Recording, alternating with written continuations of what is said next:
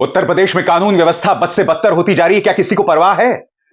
यहां गाजियाबाद में, दिल्ली से सटे गाजियाबाद में सांप्रदायिक माहौल भड़काया जा रहा है। किसी को परवाह है? क्या गोदी मीडिया को परवाह है कि उत्तर प्रदेश के देवरिया में, जैसा कि यह वीडियो प्रमाणित कर रहा है, लड़कियों को किडनैप करने की कोशिश ये मनचले कर रहे थे। लड़कियां भाग रही हैं, चीख रही हैं, चिल्ला रही हैं, वो खेत के अंदर भागती हैं, अपने साइकिल छोड़ के भाग जाती हैं। यह सब हो रहा है उत्तर प्रदेश के देवरिया में। और फिर एक तरफ नरसिंहानंद हजरत मोहम्मद साहब के बारे में आपत्तिजनक बयान देता है। और उसने क्या आपत्तिजनक बयान दिया वो मैं दोहरा भी नहीं सकता और ना मैं दोहराने वाला हूं, क्योंकि मेरे मंच पर जहर के लिए कोई जगह नहीं है, भड़काऊ सांप्रदायिक बयानों के लिए कोई जगह नहीं है। आज यह सवाल मैं आपके सामने इसलिए उठा रहा हूं क्योंकि मैं आपके सामने इस समाज के, इस गोदी मीडिया के और इस सत्तारूढ़ भारतीय जनता पार्टी के दोहरे मापदंड को मैं एक्सपोज करना चाहता हूं। बड़ा सवाल यह, नरसिंहानंद हजरत मोहम्मद साहब के बारे में आपत्तिजनक बयान देता है, शर्मनाक बयान देता है। पत्रकार आलिशान जाफरी का यह ट्वीट देखिए दोस्तों। यहां क्या हो रहा है मैं आपको बता भी नहीं सकता हूं। यहां पर नरसिंहानंद के जो समर्थक हैं वो क्या मांग कर रहे हैं मैं आपको बतला भी नहीं सकता हूं। यह मांग इतनी भड़काऊ है। बताया गया है कि नरसिंहानंद को हिरासत में ले लिया गया, मगर बड़ा सवाल, यह आदमी इस तरह से भड़काऊ बयान क्यों देता रहता है?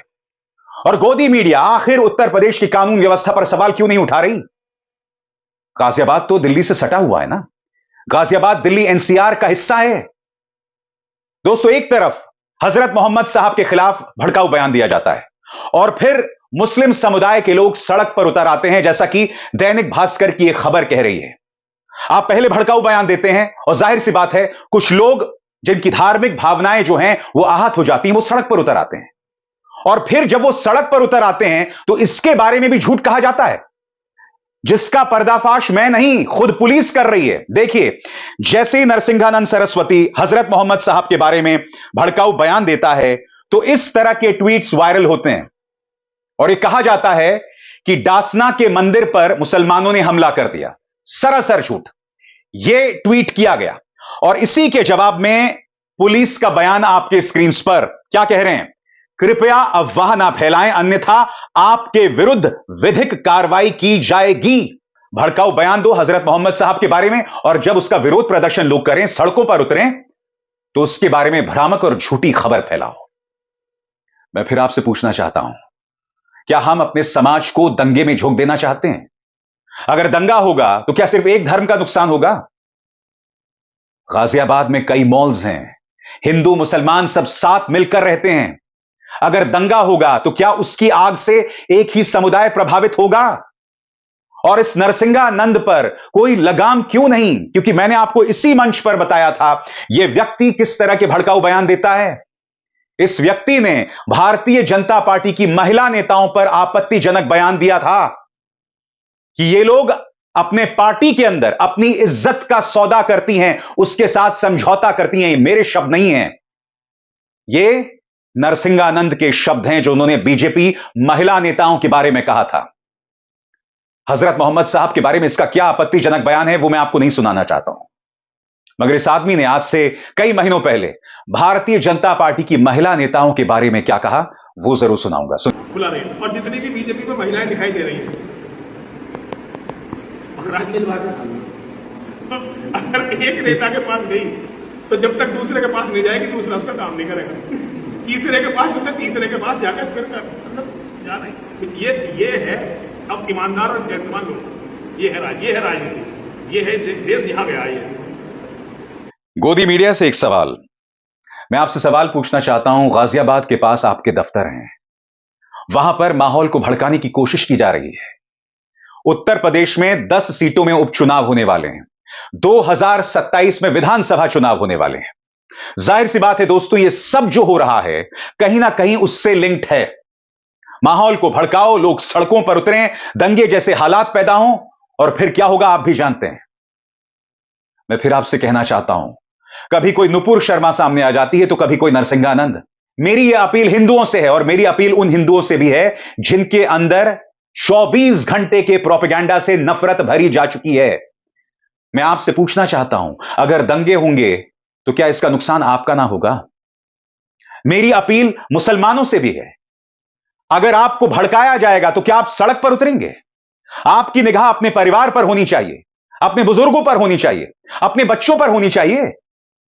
भड़किए मत, शांतिपूर्ण तरीके से अपनी बात रखिए, पुलिस थाने जाइए, शिकायत कीजिए, मगर मैदान में उतरकर किसी भी कीमत पर अराजक मत बनिए, क्योंकि आपके खिलाफ एक पूरी फौज है आपको बदनाम करने के लिए। आप ये बात क्यों नहीं समझते हैं?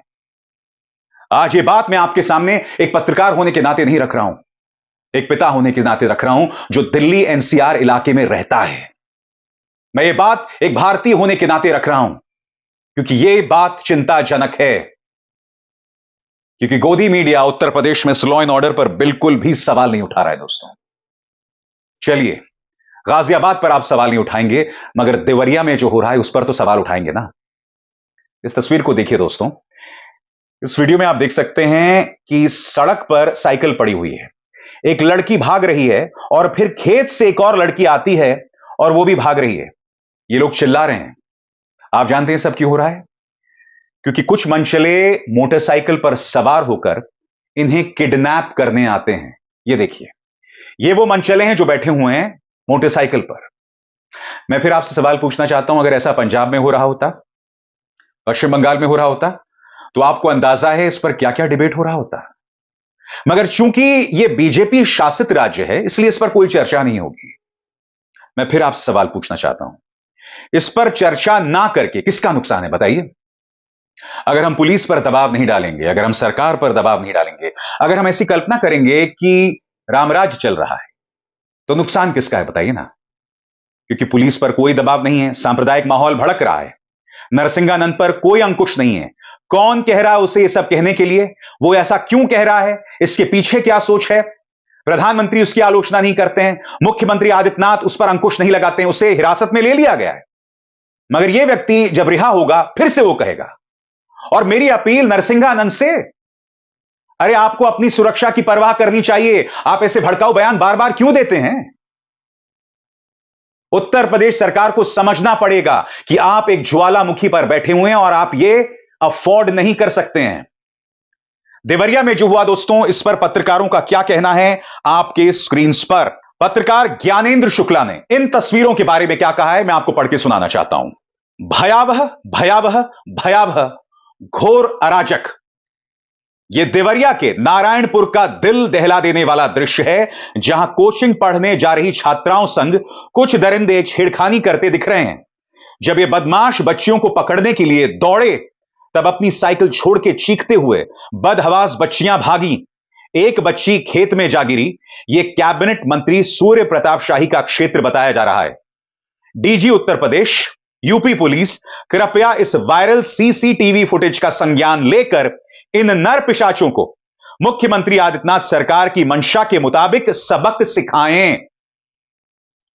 यहां बुलडोजर नहीं चलेगा, हालांकि अब तो बुलडोजर पर लगाम लग गया है, मगर अगर सामान्य वक्त होता तो इस तरह से लड़कियों को छेड़ने पर इन पर बुलडोजर नहीं चलता। क्योंकि तहकीकात कीजिए, ये मनचले कौन हैं, किस जाति से हैं, यह आपको तहकीकात के बाद पता चल जाएगा। मैंने अभी पड़ताल नहीं की है, क्योंकि इस वक्त जब मैं शो रिकॉर्ड कर रहा हूं तो अभी पता नहीं चला है कि कौन लोग हैं। मैं फिर आपसे पूछना चाहता हूं, कब तक आप अपने राज्य को अराजकता की तरफ ढकेलते रहेंगे? और सत्ताधीशों से सवाल, राजनेताओं से सवाल, अगर आप चाहते हैं कि राज्य के अंदर कब्रिस्तान शमशान जैसी मुर्दनी छा जाए, तो कब्रिस्तान और शमशान पर कौन राज करता है भाई? बताइए। कब्रिस्तान और शमशान पर राज नहीं होता है, प्रशासन नहीं चलता है, वहां चांडाल रहा करते हैं। बात समझ आ रही है कि नहीं आ रही है आपको समझ में? मेरी देश की जनता को अराजकता की तरफ मत ढकेलिए। बाज आओ, समझो कि तुम क्या कर रहे हो और बार बार कर रहे हो। अभिसार शर्मा को दीजिए इजाजत। नमस्कार।